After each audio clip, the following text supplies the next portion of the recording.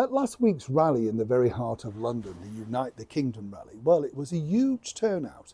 And as you can imagine, as many people pointed out, and this is with full transparency of course, most of the mainstream media decided to label this far right.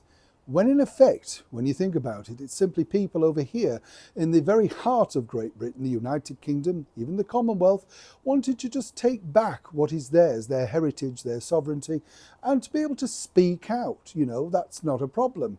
As you can imagine, living in London, you see marches every single weekend from all backgrounds and all nationalities. And as you know, chums, I'm not a fan of many of them, not because I don't think you should have the freedom of speech, but I think they should be organised and put together. You see, they ruin businesses on the likes of Oxford Street and, you know, in the middle of London. You can't go out shopping, you can't go to the theatre, and many people suffer simply because somebody wants to wave a placard. You get the picture. But you see, what you've got, and this is a huge problem over here in the United Kingdom, as we know, we have a current Mayor of London, Sadiq Khan, who was very much disinvited, not invited, simply because he doesn't know when to have any manners. And as, of course, our King Charles, was doing his very best to make sure that our special relationship with the United States, a country that many, if not all British people wholly admire and thoroughly love, all thanks of course to our many years working together, well, he decided to be very disingenuous and write something terrible in thankfully a little red newspaper. But what's frightening is, and this is the bigger picture when you look at it, is just how frightening is this particular story. As ever, let me explain. Morning, good to see you, chums. Thank you so much for joining me today. This is not bad, is it? This isn't my back garden, by the way. Wish it was. Lovely, isn't it? Look at the view, look at the green, look at the plants that are still clinging on just around. Well, it's a bit like me, isn't it? Just clinging on in the end of summer, as it were. Once these go in, it's that for another year, and it's always a little bit depressing, isn't it? I know, yes, absolutely. It's time really for the hot chocolate and a nice Milky Bar or something like that. You just feel like you want to stick your feet in the open fire, don't you? Well, not on, obviously, but you know what I mean, if that's what you want to do. Some people might say the same thing about this particular story, which did make me laugh, because if you don't know this particular individual, she is currently the Deputy Crime Commissioner over here, literally sitting at City Hall every week. Now, this is not this lady's fault. She's totally inept, totally out of her depth, and clearly doesn't know what she's doing. As I've spoken to many people who work in the Met Police, they're just amazed that she's still in this job.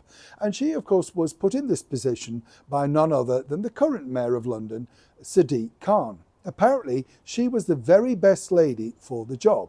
Watch her in action with Councillor Susan Hall. She's from the Conservative Party. And Susan was pointing out about the perils of what happens when, you know, you have all of these marches every weekend and etc., etc. Very clear, very succinct, but of course this particular deputy mayor only has one thing on her mind, and that is no doubt what the current mayor, Sadiq Khan, has told her to say.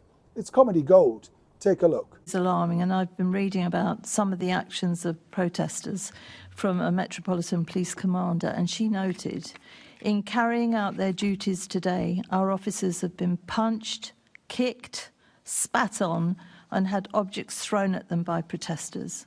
Would you agree, as I do, about the abhorrent treatment of police officers at protests? I completely agree with you, Chair. It's unacceptable. You will have seen in the media today appeals for information on some of the people that the police are investigating. So there'll be continued investigation as to some of the actions that happened there. Absolutely. But just to clarify, if I may, the words that I've just read to you were in relation to the protests on the 7th of September 2025, with the 893 arrests of Palestinian Action supporters, where 17 people were arrested, for assaults on police officers. Where is everybody's condemnation of the actions of the protesters then? What's even more frightening about that particular story, if it could possibly get more frightening, chums, is the fact that according to both Sadiq Khan and the current British Prime Minister, the Right Honourable Keir, she is the best person for the job, and not only that, she may even get promoted. In fact, apparently, according to sources, she may even consider to take on Sadiq's job as and when he either decides to step down, get booted out or caught out, whichever way. You could take your pick. The list is becoming longer each day.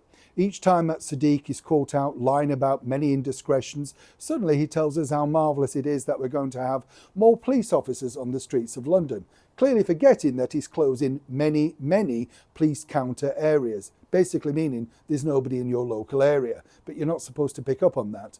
So when you look at it like that, perhaps this woman could save London. What do you think? Neil Sean in the very heart of the United Kingdom.